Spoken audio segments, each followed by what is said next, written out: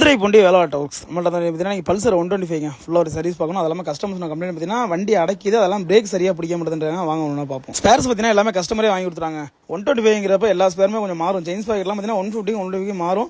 எல்லாமே கொஞ்சம் பார்த்து நம்ம வாங்கணும். இதில் பேக்கில் பார்த்தீங்கன்னா பிரேக் சரியாக பிடிக்க மாட்டேங்கிறாங்க. அது என்ன ஃபால்ட் பார்த்தீங்கன்னா பிரேக் ஷூ போயிட்டு அது இல்லாமல் வந்து பிரேக் பற்றி தனியாக நம்ம ஒரு வேலை பார்க்கணும். அதாவது 125ங்கிறதுனால தனியாக ஒரு வேலை பார்த்தோம்னா ரன்னிங்கில் போகிறப்ப ஆக்சிடென்ட் கொடுத்து நல்லா போயிட்டு இருப்பீங்க. திடீர்னு ஆக்சிடென்ட் குறைச்சிட்டு திரும்ப பார்த்தீங்கன்னா பேக்கில் ஒரு ஆட்டம் ஆடுவாது. என்னன்னு பார்த்தீங்கன்னா பேக்கில் ஒரு ஸ்டேபுஸுங்க. இதில் பார்த்தீங்கன்னா எந்த அளவுக்கு ஆட்டம் ஆடுதுன்னு பாருங்க. இதில் ஸ்டேபுஸ் புதுசு மாத்திரமா அது ஆட்டமாக இருக்காது, வண்டி தெளிவாக போகும். இதாங்க அந்த வண்டியில் உள்ள ஸ்டேபுஸ். இதில் பார்க்கறது லைட்டாக ஆடுற மாதிரி இருக்கும். ஆனால் பார்த்தீங்கன்னா ரன்னிங்கில் பார்த்தீங்கன்னா பெருசாக உங்களுக்கு ஆட்டம் அதிகமாக இருக்கும். நம்மள்ட்ட சர்வீஸ் இருந்தாலே செயின் ஸ்பாய்ட் மாத்திரப்ப ஸ்ப்ராய்ட் பேரிங் கம்பல்சரி மாற்றும். அது ஏன் மாற்றணுங்கிறத பாருங்க. எந்த அளவுக்கு வந்து ஆஃப் ஆக்ஸில் ஆடுதுன்னு பாருங்க.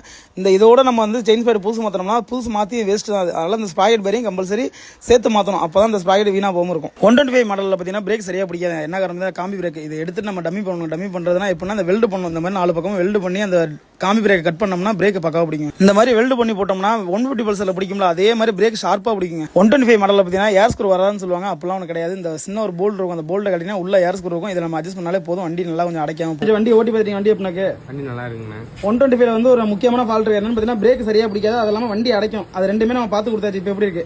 ஸ்மூத்தா இருக்கு. எந்த பிரச்சனையும் நார்மலா இருக்கு. அடைக்காம போதுல அடைக்காம. பிரேக் எப்படின்னாக்கு? இப்போ பிரேக் மொதலோட இப்போ நல்லா பிடிக்குது. நல்லா நான் பிடிச்ச நறுக்கு நிற்குதுல. நிற்குதுங்க. ஓகே, நம்ம தெரிய வந்துருக்கீங்க. ரொம்ப நன்றி. ஓகே.